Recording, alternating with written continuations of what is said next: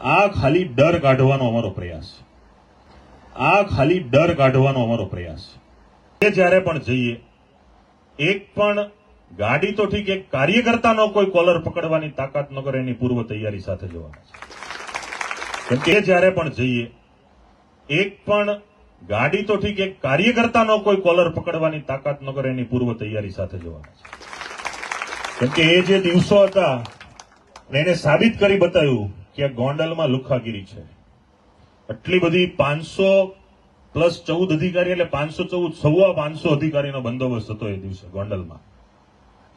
તો આટલી મોટી પોલીસ ફોર્સ હોવા છતાં પણ એટલી બધી લુખ્ખી ટોળકીને ભાડુઆતી જમાતો લઈ અને પોતાના કૃત્ય પાર પાડતા હોય તો વિચારો કે જે માણસ પાસે બિચારા પાસે કાયદો નથી, જે માણસ લાચાર છે, ગરીબીમાં જીવે છે, ક્યારેય બિચારો કઈ બોલી નથી શકતો, આવા પીડાતા માણસોની શું પીડા હશે એની ખાલી કલ્પના કરો.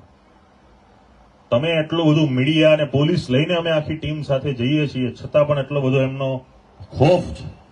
કોઈ ગોંડલમાં અમારે કંઈ કરવું એવી અમારી એક પણ પ્રકારની નીતિ કે કૂટનીતિ નથી. અમારું જ્યાં ખેતર છે ત્યાં સમય આવે અમે ખેડી લેશું.